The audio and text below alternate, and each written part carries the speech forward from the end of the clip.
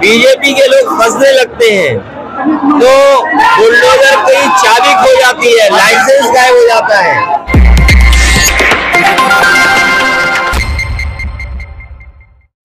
नमस्कार, आप देख रहे हैं भगीरथ प्रयास और मैं हूं लवकुश तिवारी। इन दिनों सुल्तानपुर उत्तर प्रदेश में डॉक्टर घनश्याम तिवारी हत्याकांड न केवल चर्चा में है, बल्कि इस हत्याकांड ने उत्तर प्रदेश की राजनीति में उबाल ला दिया है। इसका एकमात्र कारण यह है कि आपको ये जो मासूम मुस्कुराता हुआ चेहरा दिखाई दे रहा है, ये भारतीय जनता पार्टी का एक नेता है। लेकिन इसकी क्रूरता की बातें जब आप सुनेंगे तो निश्चित रूप से आप भी सहम जाएंगे। ये जो शख्स आपके सामने है, यह है अजय नारायण सिंह। पुलिस ने इसके ऊपर 50,000 रुपये का इनाम रखा है।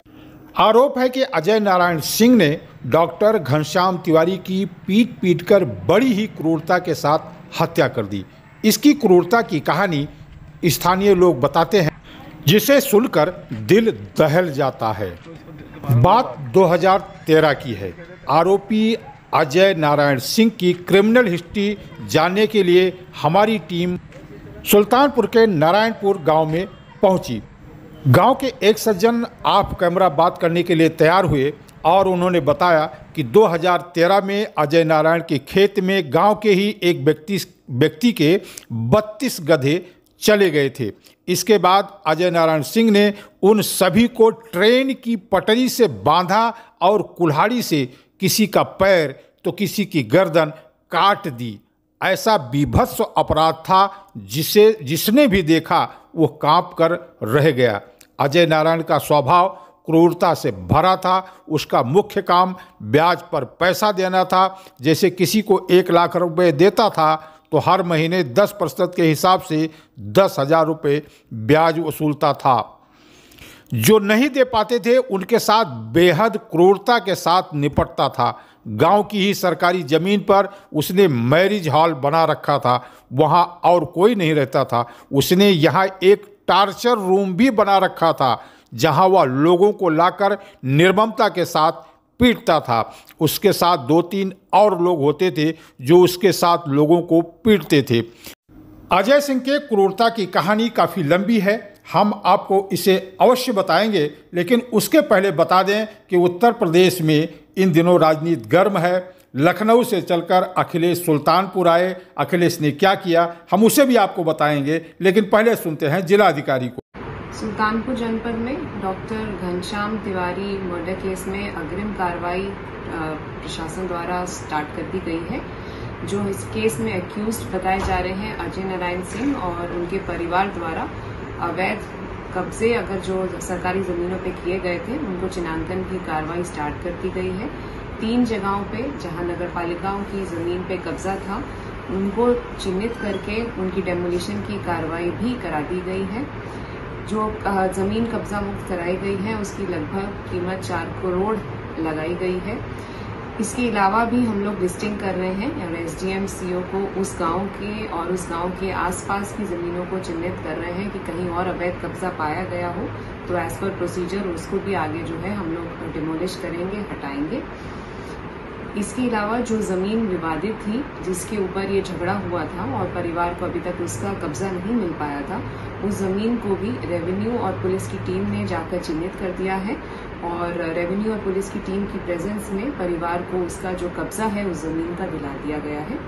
जो परिवार की डिमांड थी कि हमें आर्थिक सहायता, नौकरी, अन्य जो मदद है वो कराई जाए, उसकी रिपोर्ट भी हम लोगों ने शासन आगे प्रेषित कर दी है ताकि समय से परिवार की सब जो मदद है वो कराई जा सके।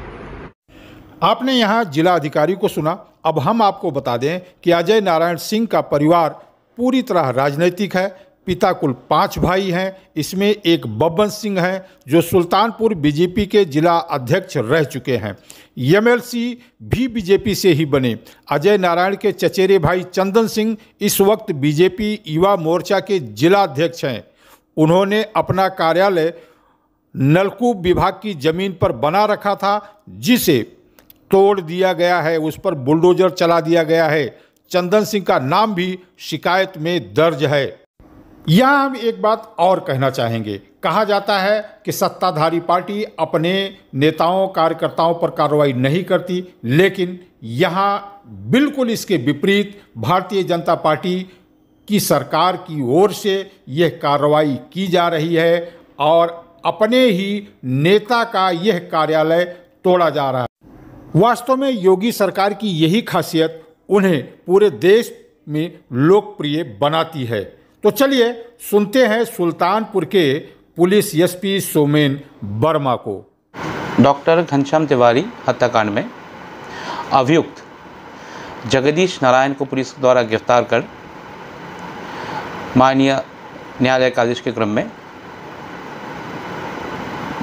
न्यायिक हिरासत में जेल भेजा गया है।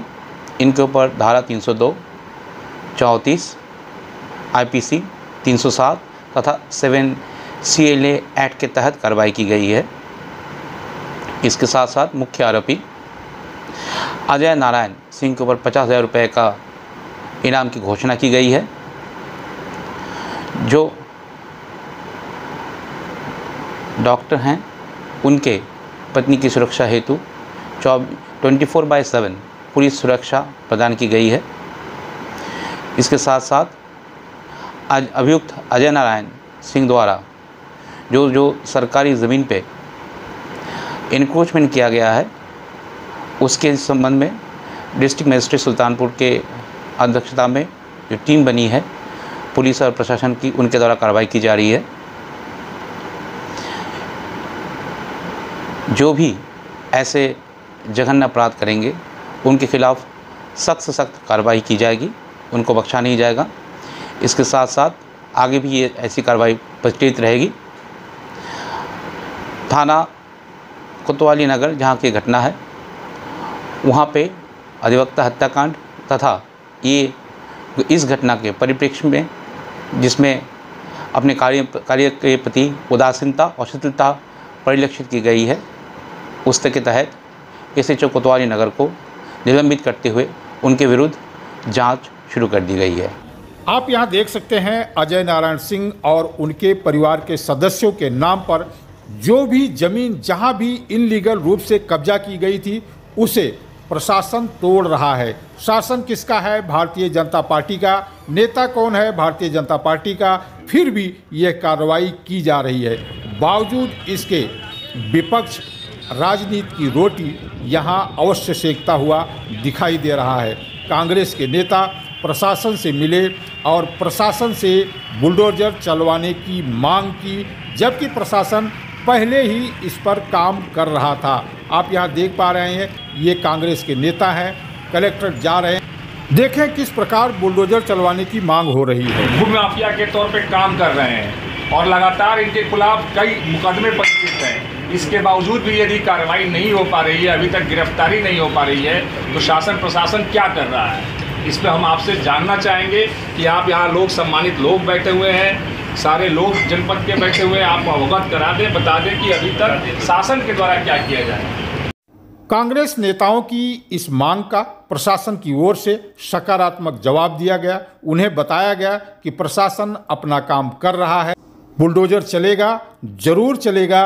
जहां भी जो भी अनलीगल होगा उसे शासन प्रशासन की ओर से तोड़ा जाना तय है। बावजूद इसके राजनीति होती रही। सोमवार को एक तरफ पुलिस प्रशासन तोड़ू कार्रवाई में लगा रहा, जगहों को चिन्हित किया जाता रहा और उन पर कार्रवाई की जाती रही, तो वहीं दूसरी तरफ शहर में राजनीति भी गर्म थी। पूर्व मुख्यमंत्री अखिलेश यादव स्वर्गीय विधायक अबरार अहमद की श्रद्धांजलि सभा में शामिल होने के लिए कथित रूप से सुल्तानपुर आए। अखिलेश ने मृत डॉक्टर घनश्याम तिवारी के घर पर जाना तो उचित नहीं समझा, लेकिन फोन पर उन्होंने घड़ियाली आंसू जरूर बहाए। बहुत अफसोस हुआ जो मैंने सुना भी आपके भाई के साथ जो घटना हुई है, ऐसी दर्दनाक घटना तो कभी सुना भी नहीं था। ऐसी दर्दनाक घटना तो कभी किसी ने सुनी नहीं होगी।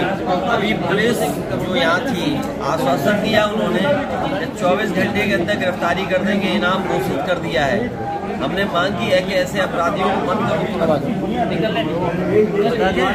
हम हैं परिवार के साथ, आपके इस दुख में हम आपके साथ हैं। आपके दुख में इस परिवार, ठीक है, पूरे परिवार को समझाना। ठीक। तो एक डॉक्टर की हत्या हो गई और इस डॉक्टर की हत्या हुई है और किस दर्दनाक तरीके से की गई है। सुनने में आ रहा है उसके शरीर को किसी चीज से छेद किए गए हैं। कोई कहता है कि कोई इस्तेमाल की गई चीजें मार के मार दिया और ई रिक्शे में बैठा करके घर भेज दिया।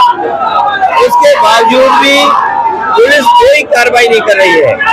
अभी आश्वासन दिया है कि इनाम घोषित कर दिया अपराधियों पे, 24 घंटे के अंदर गिरफ्तार किए जाएंगे और हमें उम्मीद है कि सरकार उनकी मदद करेगी। बुलडोजर की जो कार्रवाई बाबा कहते हैं कि देखिए, बुलडोजर का स्टीयरिंग बीजेपी के हाथ में है, बीजेपी के हाथ में स्टीयरिंग है और जब कभी भी बीजेपी के लोग फंसने लगते हैं तो बुलडोजर की चाबी खो जाती है, लाइसेंस गायब हो जाता है, उसे चलाने वाले नहीं मिलते हैं। तो आपने सपा मुखिया अखिलेश यादव को सुना, उनके तेवर आपने देखे, लेकिन आपने यह भी देखा कि वे सुल्तानपुर आए और फ़ोन पर ही हाल चाल पूछकर अपने कर्तव्य की इतिश्री कर ली। वह मृतक डॉक्टर के घर नहीं गए। बुलडोजर के लिए भी उन्होंने ताना मारा, लेकिन जैसा कि आप यहाँ देख पा रहे हैं, योगी सरकार के प्रशासन ने अपनी ही पार्टी का यह कार्यालय तोड़वा दिया, क्योंकि इस कार्यालय का जो मुखिया था वो आरोपी है। आप यहाँ देख पा रहे हैं बाबा का बुलडोजर धड़ाधड़ चल रहा है। अपनी ही पार्टी का ये कार्यालय जो जिला लेवल का युवाओं का कार्यालय था उसे तोड़ा जा रहा है। वास्तव में यह कार्रवाई योगी सरकार की निष्पक्षता की गवाही देती है। अगर योगी सरकार इस मामले में निष्पक्ष नहीं होती तो यह कार्रवाई भी नहीं होती। बहरहाल इसमें कोई दो राय नहीं कि अजय नारायण सिंह क्रूरता की हदें पार कर चुका है। उसने 2013 में 32 गधों को जिंदा कटवा दिया था। ये मामला उसके ऊपर अभी भी चल रहा है और अब डॉक्टर घनश्याम तिवारी की क्रूरता से हत्या कर दिए जाने का मामला भी उस पर आ चुका है। भगीरथ प्रयास न्यूज़ नेटवर्क के लिए महेंद्र प्रताप के साथ ब्यूरो।